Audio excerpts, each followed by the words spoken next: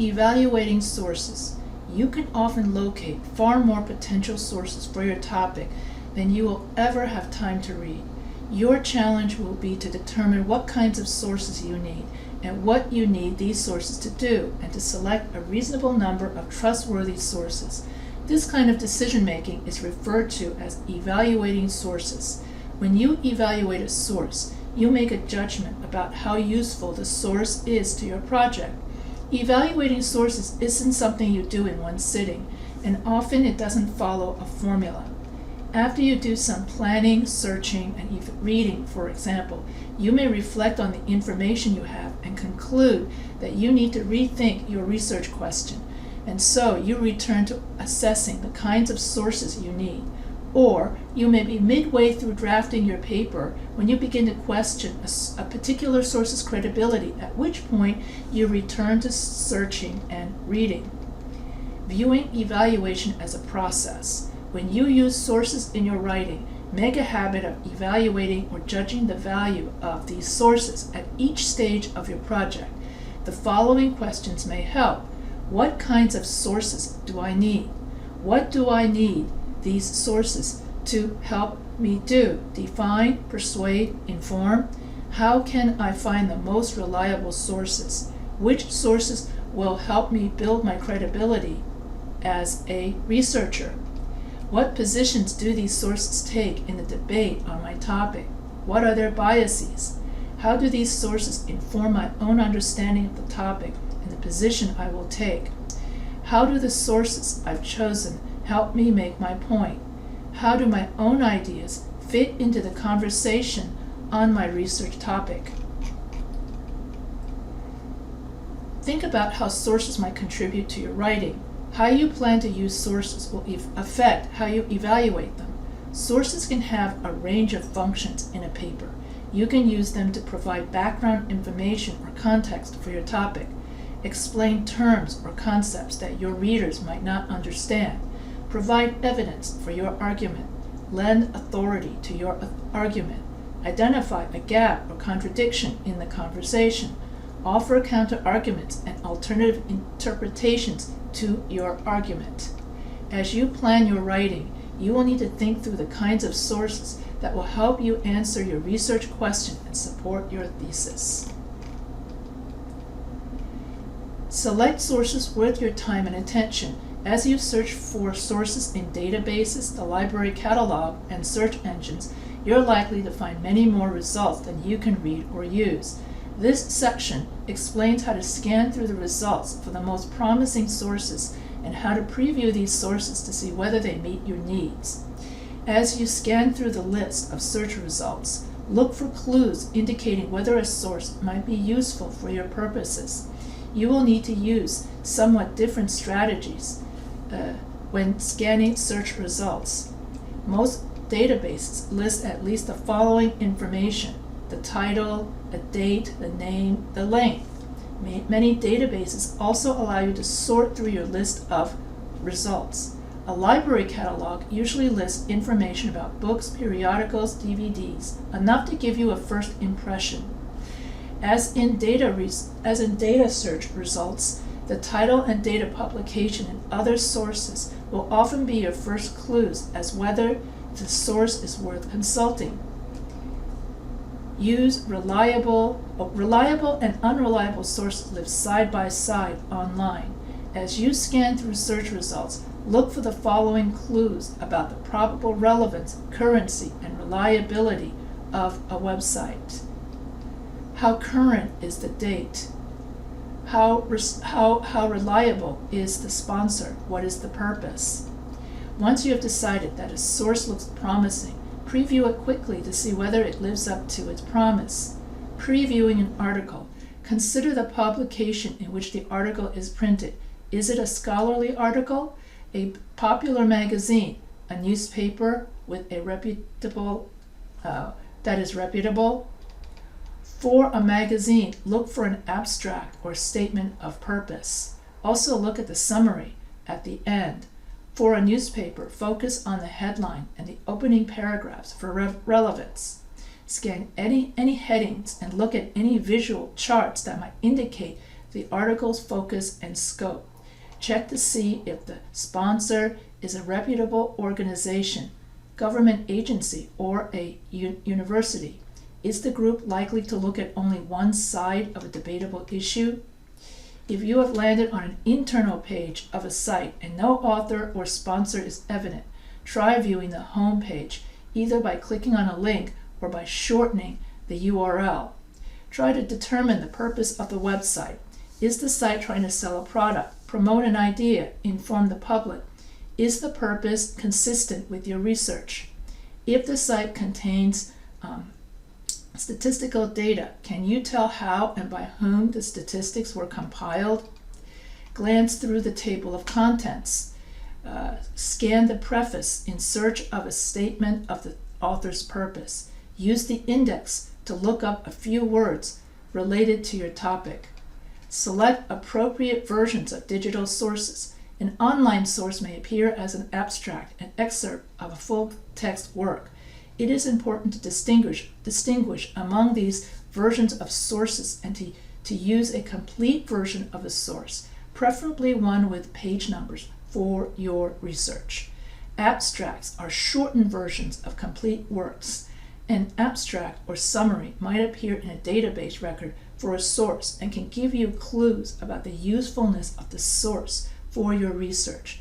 An excerpt is the first few sentences or paragraphs of a newspaper or magazine article and sometimes appears in a list of results from an online source. Reading a complete article is the best way to understand an author's argument before referring it to your own writing. Determining whether a source is scholarly. For many college assignments, you will be asked to use scholarly sources. These are written by experts for a knowledgeable audience and usually go into more depth than books and articles written for a general audience. Scholarly sources are sometimes called refereed or peer-reviewed sources because the work is evaluated by experts in the field before publication. To determine whether a source is scholarly, look for the following: formal language and presentation, authors who are academics or scientists, footnotes or bibliography documenting the works cited by the author, original research and interpretation rather than a summary of other people's work, quotations from an analysis of primary sources in humanities disciplines such as literature, history, and philosophy, a description of research methods, or a review of related research. In some databases, searches can be limited to refereed or peer-reviewed journals. Read with an open mind. As you begin reading the sources you have chosen, keep an open mind. Do not let your personal beliefs prevent you from listening to new ideas and opposing viewpoints. Be curious about the wide range of positions in the research conversation you are entering. Your research questions should guide you as you read your sources. As you begin assessing evidence in a source, determine whether you are reading a primary or secondary source. Primary sources include original documents such as letters, diaries, films, legislative bills, laboratory studies, field research reports, and eyewitness accounts. Secondary sources are commentaries on primary sources, another writer's opinion about or interpretation of a primary source. Although a primary source is not necessarily more reliable than a secondary source, it has the advantage of being a first-hand account. You can better evaluate what a secondary source says if you have first read the primary sources it discusses. Be aware of bias. Bias is a way of thinking, a tendency to be partial that prevents people and publications from viewing a topic objectively, both in print and online. Some sources are more objective than others. Like publishers, some authors are more objective than others. If you have reason to believe that a writer is biased, you will want to assess his or her arguments with care. In nearly all subjects worth writing about, there is some element of argument, so expect to encounter debates and disagreements among authors. So you want to check for purpose. And I always tell my students to use Kapow to evaluate sources. The C in Kapow stands for currency. The A in Kapow stands for author and expert. The P in Kapow stands for point of view, purpose. And the O in Kapow stands for objectivity. And the W in Kapow stands for writing style. Reading like a researcher. To read like a researcher is to read with an open, curious mind, to find out not only what has been written about a topic, but also what is missing from the research conversation. Read carefully. Read to understand and summarize the main ideas of a source and an author's point of view. Ask questions. What does the source say? What is the author's central claim or thesis? Read to examine the author's assumptions and conclusions and to pose counter-arguments. Ask questions. Is the author's evidence persuasive and sufficient or problematic? Read evaluatively. Read to judge the usefulness of a source for your research project. You may disagree with an author's argument or use of evidence, but refuting the author's ideas will help clarify your position. Ask questions. Is the author an expert on the topic? Will the source provide background information, lend authority, explain a concept, or offer counter evidence for your claims? Read responsibly. Take time to read the entire source and to understand its author's arguments, assumptions, and conclusions. Avoid taking quotations from the first few pages of a source before you understand whether the ideas are representative of the entire work as a whole. Checking for bias. Does the author or publisher endorse political or religious views that could affect objectivity? Because you always want your paper to be objective. Is the author or publisher associated with a special interest group such as PETA, that's similar to ASPCA, or the National Rifle Association that might emphasize one side of an issue? Are alternative views presented and addressed? How fairly does the author treat opposing views? Does the author language show signs of bias? What is the central thesis? How does he support his claim? Are his statistics consistent or questionable? Does he use flawed logic? And so assess web sources with care.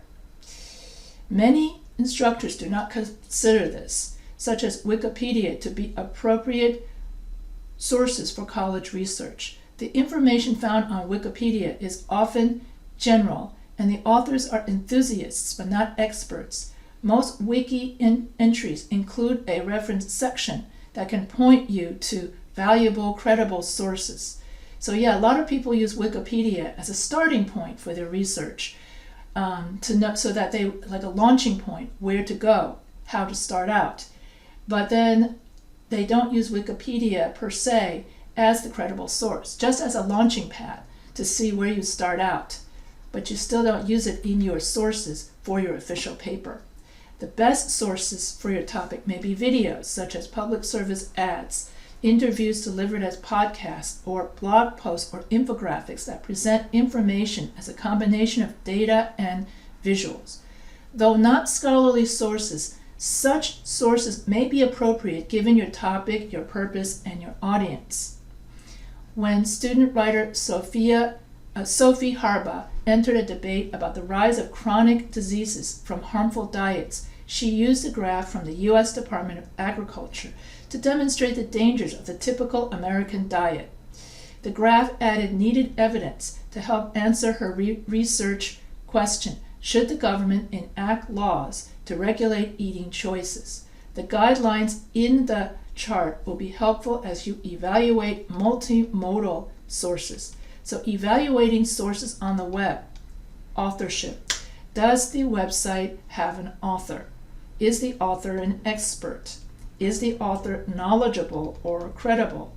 Sponsorship. Who sponsors the site? Is the site an advertisement? What does the URL tell you? And so the most common URLs are, .com, .edu, .org, .gov, .mil, .net. URL may also indicate a country of origin, Canada, Japan, for instance. And for me, I find the most reliable sources to be .edu, .org, .gov, and even .military, .mil. .com, no, that's too broad. That some are reliable, some are not. So .com I would look at with suspicion. And then you ask yourself, why was the site created? What was the purpose? If the site was created to sell a product, then you know not to believe in that site, because people lie just to sell a product. Who is the site's intended audience? How current is the site?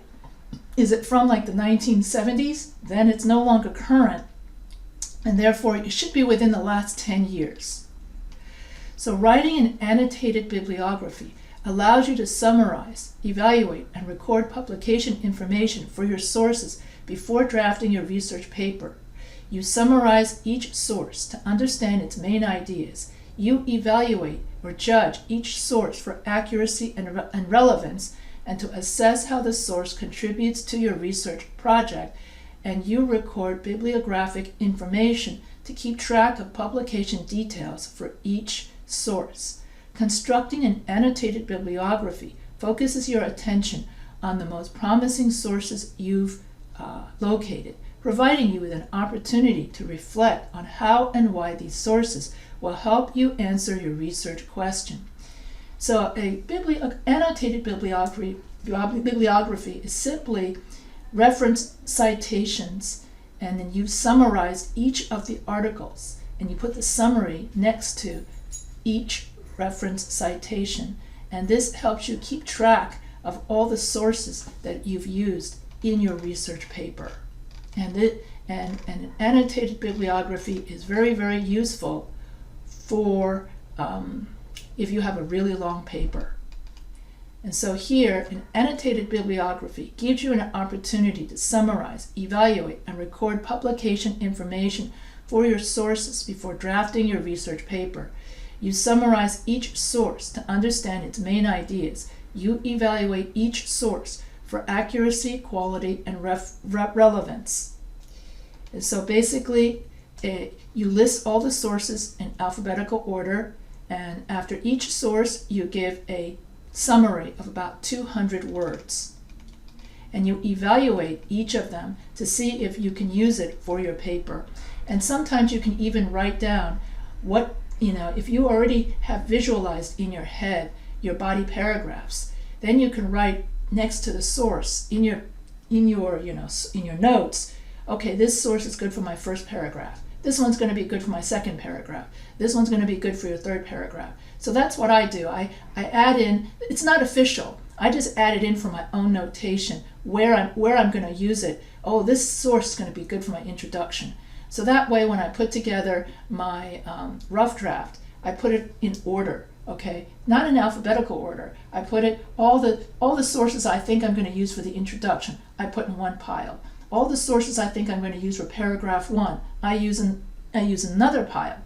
All the sources I'm going to use for paragraph 2, I put in another pile, and so on and so forth. So that way, as I go through writing my rough draft, and if I'm writing my introduction, I'll go to my introduction pile of sources and then put all that junk in. Then I go to my paragraph 1 pile and put all the sources and etc., etc., etc. So you can also organize it that way as you're writing the paper. And that's how I used to use index cards back in the day before internet or before Microsoft Word. That's how I used index cards everywhere, and that's how I made all these piles in order to keep everything in order. And so here you have some questions that you can ask yourself as you're writing your annotated bibliography, and you're trying to evaluate, is this a good source for my paper? What is the purpose of the source? Who is the author or the thesis? What expertise does the author bring? Does the author have any biases? Why do you think this source is useful for your project? And then here you can put your sources in alphabetical order, put it in piles. you identify the purpose, and as you revise, you put it into different piles. And so ask reviewers for specific feedback. Here are some questions to guide their comments. Is each source summarized clearly? Have you identified the author's main idea? For each source, have you made a clear judgment about how and why the source is useful for your project? Have you used quotation marks around exact words from a source? And that's it.